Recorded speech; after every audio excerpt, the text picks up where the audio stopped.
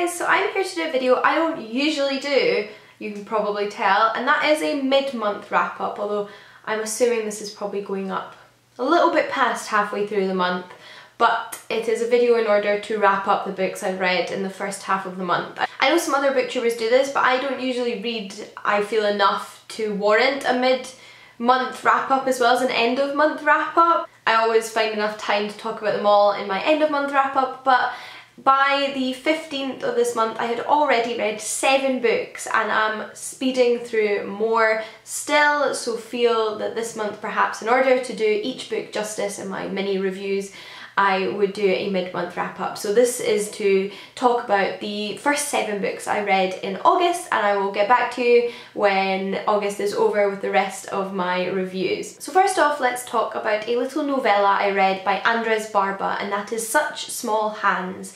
This was originally written in Spanish and was translated into English, and it truly is a novella. It's under 100 pages. In fact, it almost felt a little bit more like a short story than a novella. It is a creepy little, almost horror-esque story that follows our 7-year-old protagonist whose parents have both died in a car crash that she was also involved in, but she survived, and she's then sent to live in an all-girls orphanage slash boarding school, presumably because she doesn't have any other living relatives. And it's basically all about emotions. It explores being new to a group, being an outsider, the suspicion of the group as well as the curiosity of the group towards this new person, the way that their lives are somewhat disrupted, and loneliness and that desire for company and familiarity, as well as human closeness and contact. And it very much explores the thin line between love and hate, and all of these emotions that are running through these young girls' minds leads them to take part in a creepy little game which slowly escalates as the book goes on.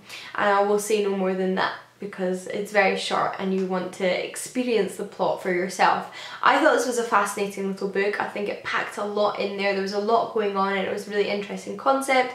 It was definitely creepy like I was hoping it would be, but it also felt a little bit insubstantial. It felt like perhaps it could be part of a collection as opposed to a singular story, or it could have perhaps been longer and explored in greater depth. But I think that's because it was trying to do so many interesting things and because it was successful in them that I felt that it was insubstantial, which I feel like sounds a little bit strange, but that's the feeling it left me with, if that makes sense. But next up are the 4 books that demonstrate quite clearly my young adult thriller, mystery, horror binge that I've been on.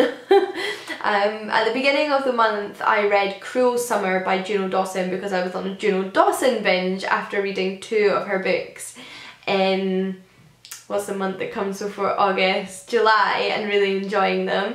I enjoyed this one. It wasn't as good as the other 2 I read, but I did enjoy it. It was a thriller mystery book where a group of friends get together to stay in a Spanish villa a year after secondary school or high school has ended for them. They haven't seen each other in a year and they're now all, you know, packed together in this close space. But before they departed from one another's lives at the end of secondary school, one of their group had died under somewhat suspicious circumstances, although it was put down as a suicide. But with this all in the back of their minds, very near at the beginning of the book, somebody else dies. This time, however, it's very clearly a murder and it's all about who's the killer in the house and what happened last summer type thing. I like the characters and the mystery, and I like the way Juno Dawson writes her young adult stories. I did figure out who the killer was going to be quite early on. I felt like there was nobody else that I felt as sure it would probably be,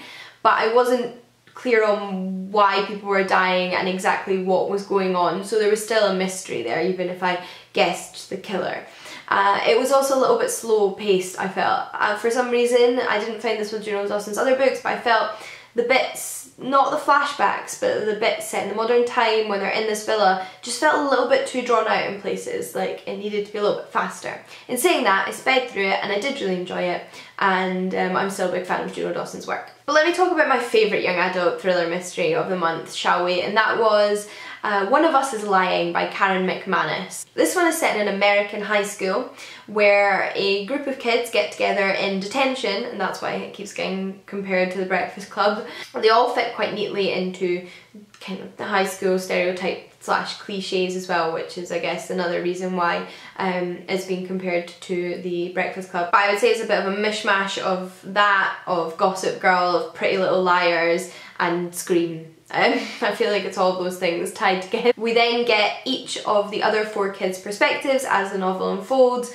and we try and figure out why that person died at the beginning. It's really good actually. I didn't figure it out. I know some people have said they had. I personally didn't.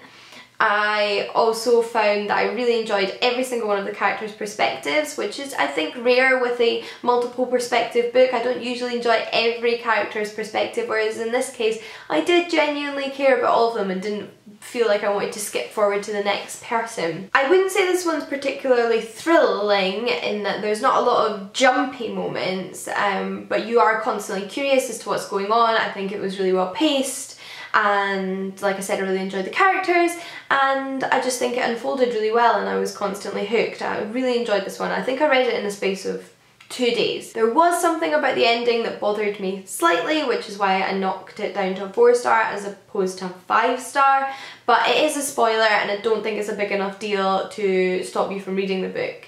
It is included in my Goodreads review if you've read it and want to know what it is about the ending that annoyed me. Because maybe it annoyed you as well, so you can look at my Goodreads review and look at the spoiler bit. But I don't want that to put you off because I still thought it was a really great book. I gave it 4 out of 5 stars. But this was a binge, so there are 2 more young adult thrillers before I get on to the last 2 books. And the next one is There's Someone Inside Your House by Stephanie Perkins. I talked a little bit about this one in my currently reading video when I was about 20% of the way through, and at that point it felt like it was just a young adult romance. I have to say that this one did get to be more of a thriller as it went on. It still had a heavy focus on the romance, but it was, you know, 50-50 thriller romance as opposed to the beginning when it felt a little bit like 80-20 romance thriller. It definitely veered closer towards the thriller, and I think some people will really enjoy the romance meets thriller genre. In fact, I quite enjoyed it. I thought it was really good fun. I sped through it. It was a little bit too similar to Scream. It very much felt like it was, you know, not that original, if that makes sense. It wasn't crazy original. Yeah, I enjoyed it. It's not the best book I've ever read though. The basic premise is that, again, we're in an American high school and there is some crazed lunatic on the rampage with a knife killing people in kind of gruesome ways, killing students in gruesome ways. And we follow predominantly one girl at this high school who moved there after something that happened at her previous high school that we don't know about, and her involvement with everything that's going on, as well as her romance with one of the other students. And lastly, for young adult thrillers, yes, there is only one more, sorry if this isn't your cup of tea, but that is Lying About Last Summer by Sue Wallman. This is, I don't know, I think I would say I'd probably put this on par with There's Someone Inside Your House. It was fun, I read it, I quite enjoyed it, but it wasn't out of this world. In this instance, we're in the UK and our main character witnessed the death of her sister a year earlier, and she's now at a bereavement camp with a bunch of other teenagers who have obviously suffered losses. And whilst she isn't telling everybody everything that happened last summer to her sister, she also starts to get strange communications on her phone from someone pretending to be her sister. So lots of mysteries, we're wondering what's going on. There's her relationships with the other people in the camp.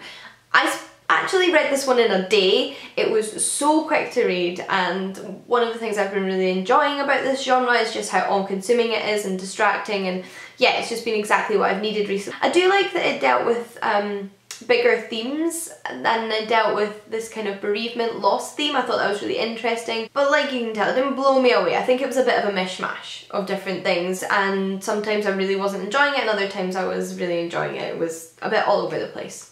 those are my thoughts on that one.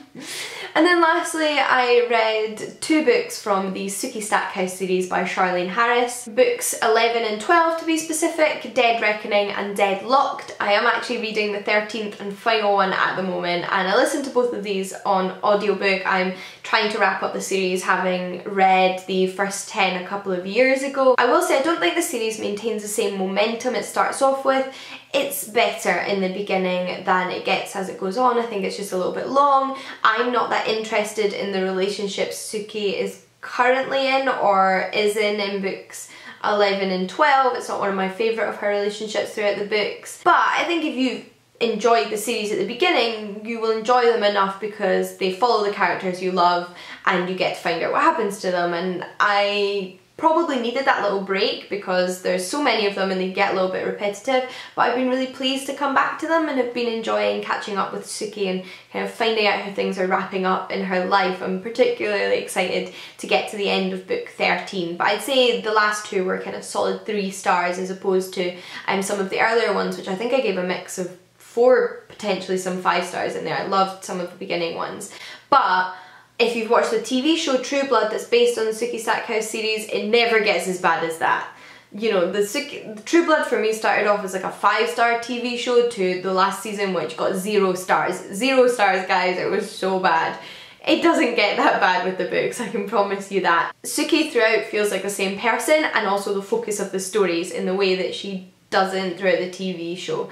It retains a little bit of normalcy despite being set in a modern world where vampires have announced to the world that they exist and we have all these paranormal aspects to it. But I think that's all I can really say about the plot. It's basically about Sookie Stackhouse, who lives in Bon Tom, Louisiana, the US, and recently vampires have come out of the coffin and revealed to the world that they are real, and it's just about her living in a world where that's the case. That's all I'll say. It's a mixture of so many things, including romance, murder mystery, and just following one woman's life. I really like them. They're probably not for everyone, but I really like them, and I just think they're really good fun reads. The writing's not out of this world, but they're good fun. That's all of the books that I read in the first half of August though. I will of course be talking to you at the end of the month about the rest of the books I read. I can already tell you there's probably going to be some short story collections in there, as well as the final book in the Sookie Stackhouse series, and a Sherlock Holmes mystery written by Mark Twain. So stay tuned for those. I hope you enjoyed this video though. I'd love to hear any thoughts you have on any of the books I've talked about in this video, and until next time guys, happy reading. I'll see you all again soon. Bye!